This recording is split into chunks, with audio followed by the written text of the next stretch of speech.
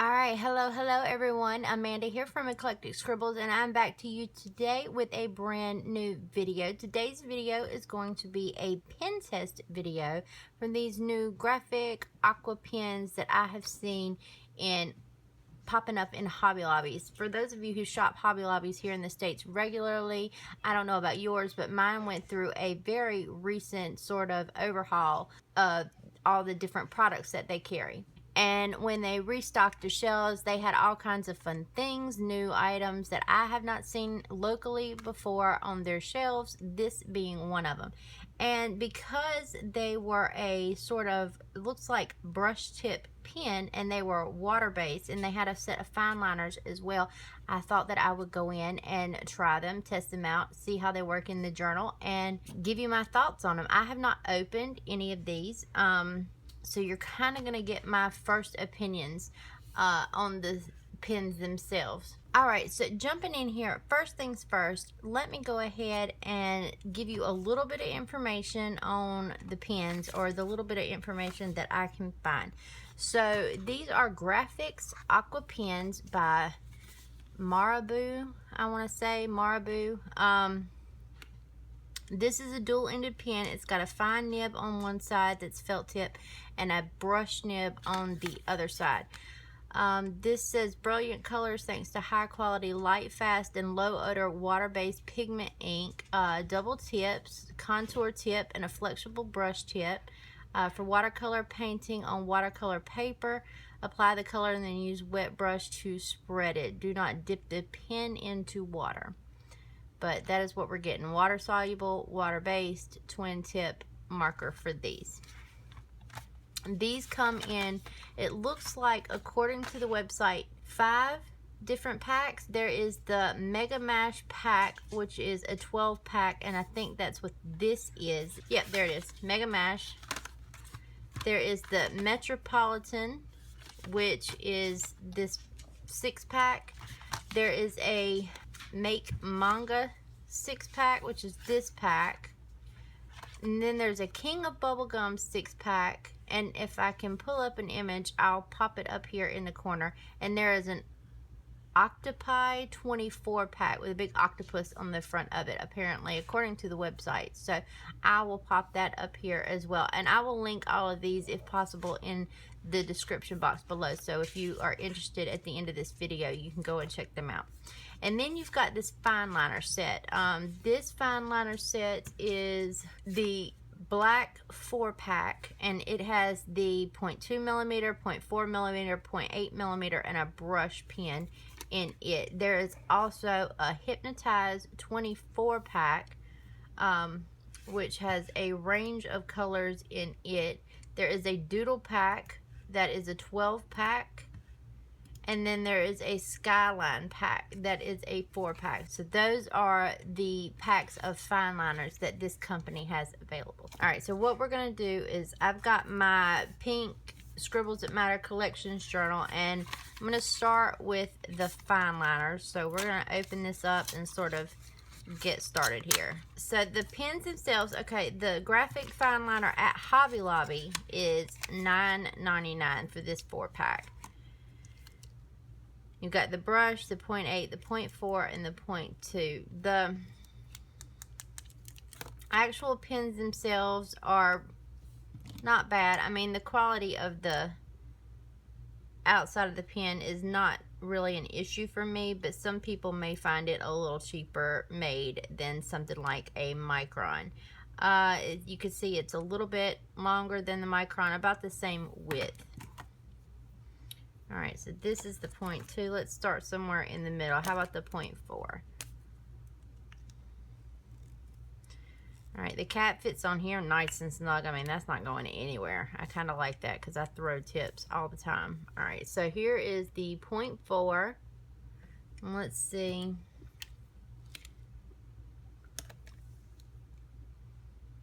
It is a rather wide nib. I'm trying to pull out different, because I know the Microns aren't, the 05 is not a 0.5 millimeter tip. It's probably close to that though. So here is the 05 up against the 0.4. And let's see how it writes.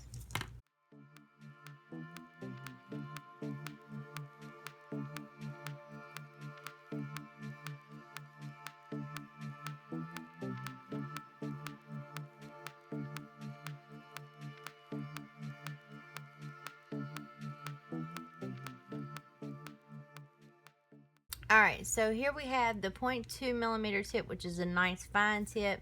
The 0.4 millimeter tip is, yeah, a pretty sizable difference in the actual writing of the pen. The 0.8 millimeter tip is really, really wide. I'm gonna lay them out here. And then the brush tip is sort of like that you would find of a Sakura brush nib.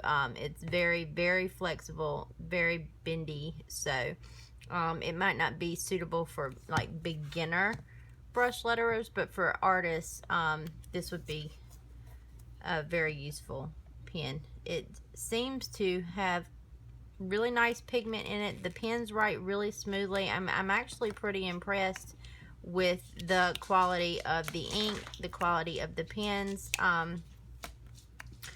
The tops are so nice and secure. They are not going anywhere on anything. You've got the little thing here so you can clip it on whatever you want.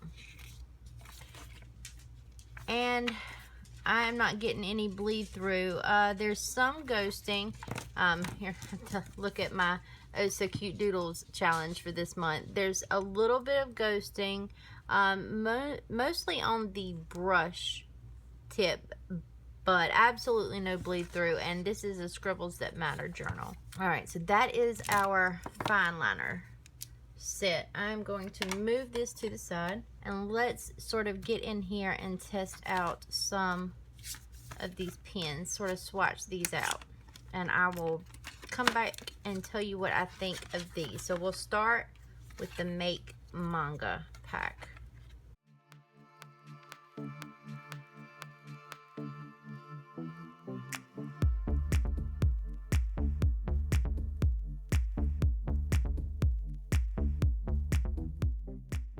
Alright, so I'm going to stop right here, and I am going to grab another piece of paper real quick. Here is a spare piece of paper. See, this is what I am noticing. That this is a brush pen, but the flexibility on it is pretty much non-existent. And I didn't want to bleed through my paper trying to get this pen to flex out. So in some instances, let me grab a Tombow real quick. For example, the brush nib has got some bend to it. It's got some flex, and it will sort of bounce back. That's what I'm looking for when I look for a brush pen. That is what I'm looking for as far as brush lettering is concerned. So see, this pen does not bounce back in its shape.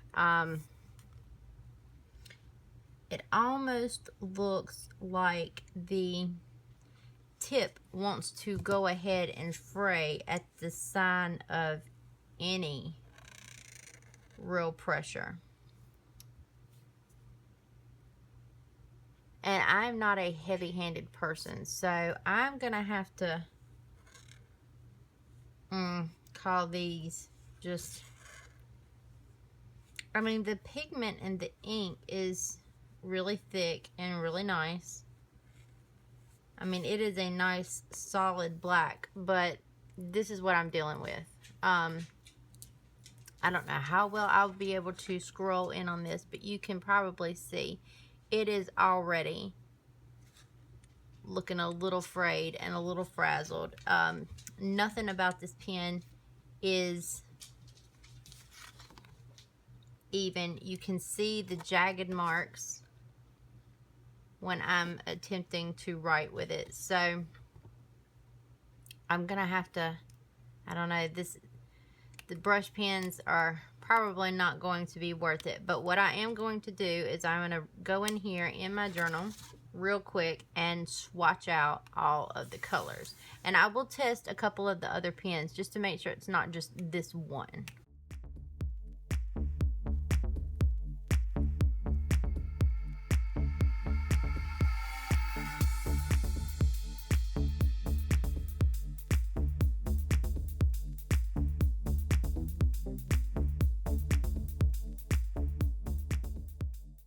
Alright, so there we have the Make Manga pack that is in black makeup. It looks like rose, pink, raspberry, amber, and ultramarine. And the flexibility in the nib is not just the black pen. So these are not really going to work if you are trying to do brush lettering or calligraphy in any way. But I will say that the color is really nice. I'm not sure how I feel exactly about the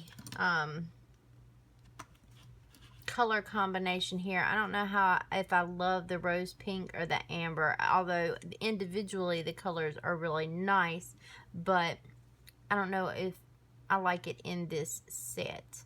So, I mean, that's just a personal preference kind of thing here.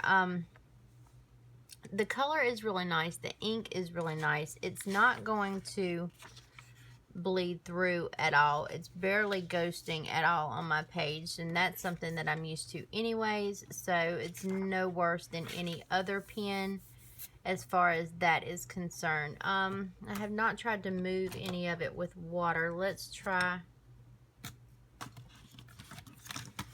What I do with my Crayolas, my Tombos, and things like that, if I want to use them as watercolors, then I will put them down on sort of a porcelain palette or something like that,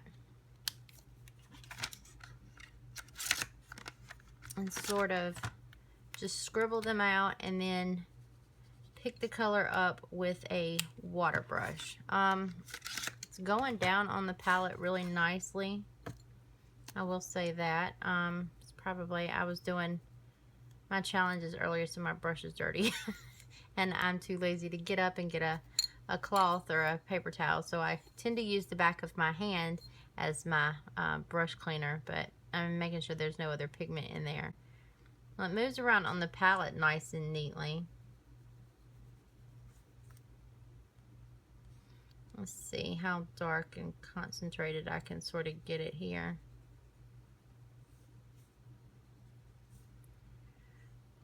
So even that is pretty. Let's see what we've got here.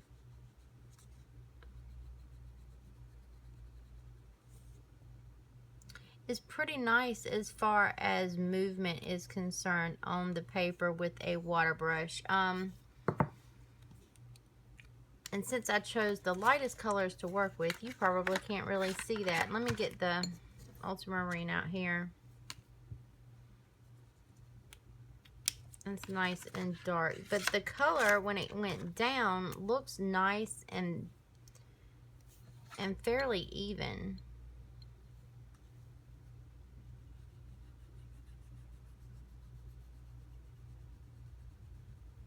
And a very little bit of color seems to go a pretty good ways as far as that is concerned. So the only issue that I'm having with the pens at the moment is the brush tip is not really flexible at all. So in my Scribbles That Matter journal, and depending upon how well your journal takes watercolor or water to begin with, I'm not getting any bleed through, any ghosting or anything like that with the watercolor. But I mean, it's really fairly saturated for the use of a brush marker instead of a watercolor. I mean, it moved really well. It moved really easily. A little bit of color went quite a long ways as far as that is concerned. It definitely moves better than like a Crayola would.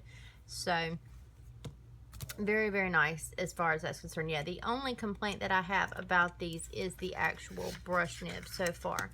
Alright, but let's move over into this Metropolitan Collection, and I am going to swatch all of these out for you.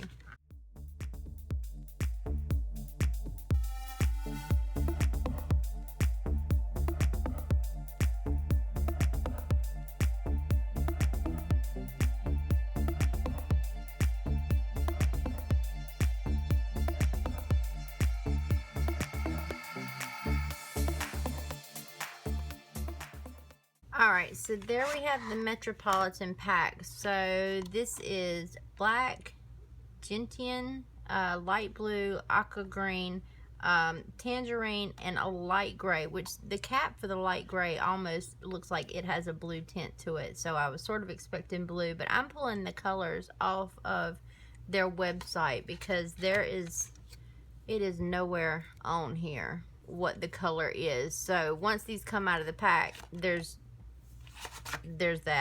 really no telling what the color is. It doesn't list the actual colors on the side here. You just get an overview of what is in the pack. All right, so that is the Metropolitan pack. Again, the colors are really nice. The colors are really vibrant. I don't have any issue. And if you're just doing art and just drawing and sketching with these pens or coloring with them a little bit, I mean, then the brush tip is probably not going to be as big a deal for you. But if you want to do calligraphy and brush lettering, these are not going to work out. That is, yep, still the only complaint that I have. The pens themselves, let me pull another one out. They're made of the same thing as the fine liners as far as the tubing is concerned here. They're slightly thicker than a Tombow is. Probably about the same thickness as you'd find like a Zig brushable or something like that. That's what I'm going to sort of, let's see what we've got here with Zig. Definitely more comparable in size to a Zig brushable than the Tombow, but the pigment is really nice in them. I mean, I'm really enjoying the colors. I don't know how well that light gray is going to do for anything. It's almost non-existent, but I mean, some shading in there would be pretty nice. So there is that pack. All right, and then last over here we've got the Mega Mash pack. Let's swatch these out real quick.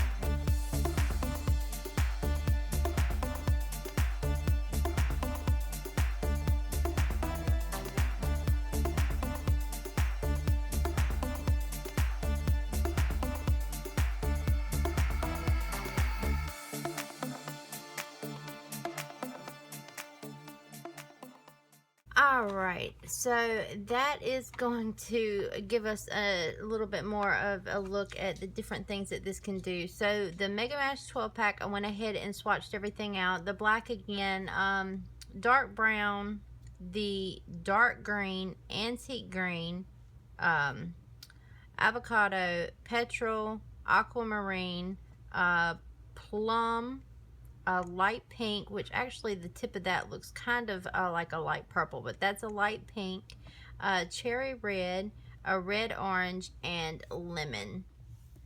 And then I used some of those colors. I swatched them out to see how they would act as watercolors again, and just some little flower doodles. I also wanted to test out the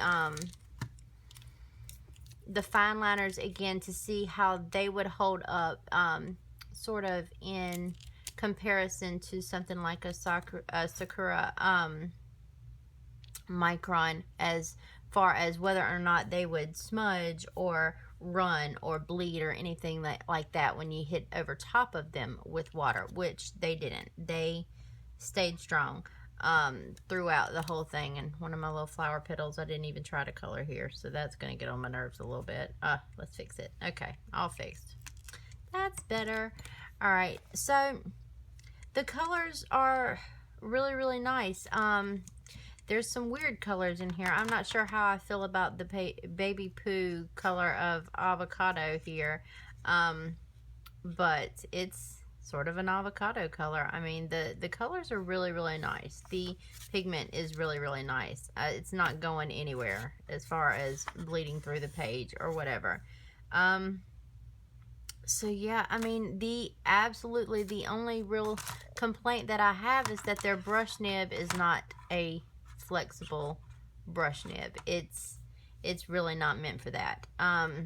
So if you're coloring, that might be okay. It's going to be fine for that. But if you want to do any kind of brush lettering or calligraphy with it, I would stay away from this particular brush nib. But the ink is good. The bullet nib on the other side is really good. The colors are really nice, and the pigment inside is really nice, so it's very saturated. They're good quality. I like them. So like I said, that is my only quarrel with this, is the brush nibs. I'm not a fan of these super flexible. Even with Sakura, I'm not a big fan of these super flexible brush nibs that just go all over the place, because I like to have a little bit more stability when I write, because I'm not very heavy-handed. But I mean, actually, you're gonna get a better flex, and this is more of a true brush pen. Alright, so see, you can get a good upstroke and a good downstroke with the actual fine liner brush pen and that brush nib. I'm just not a fan of the super flexible small nibs. I like a little bit of a stiffer brush tip in my writing, but that is personal preference. If you like the super flexible nibs, then these are great. The color is really saturated in this too. I just find that you can't get a completely smooth stroke all the time, or I can't anyway, so that's why I don't really prefer the super flexible nibs. But I mean, it's a really nice brush nib, as far as if you're trying to get into a tight space to color with black or something like that. That would be really great. So overall, I'm gonna have to say that these pens are kind of worth it. The only downfall is they're not worth it if you want to brush letter. I keep saying that over and over again. Now I feel like I'm repeating myself, but let me go over the prices from Hobby Lobby real quick. The 12-pack here is $29.99. Both of the 6 packs of dual-ended brush pens are $14.99. And then the 4-pack of fine liners is $9.99. So you might want to take the price into consideration as well. As far as that's concerned, I'm not sure that, given the information that I now have about the brush nibs, that I would purchase these, simply because I would want to letter with them, and that's just not going to be something that I do. I'm not real big on just coloring, although I will probably use them some now as watercolors, so that I feel like I get my money's worth out of them, because that is actually a really nice use of them. I'm kind of digging some of the color options in this that I may not have in something like a Crayola super tip or something like that. But alright, y'all, I think that is going to wrap up my review, because I'm going to start repeating myself again here in a minute. I hope you found this helpful. I hope this gives you some information. I haven't seen, I haven't really looked for, but I haven't seen any real reviews on something like this out yet. And like I said, this is new to my Hobby Lobby, so I'm assuming that it's a new product that Hobby Lobby is carrying across the states. But I could be wrong in that fact. Subscribe if you haven't already. Give this video a big thumbs up if you found it at all helpful. If you didn't find it helpful, let me know why in the comments below so I can improve the channel for you. Until next time, everyone, happy journaling. Bye.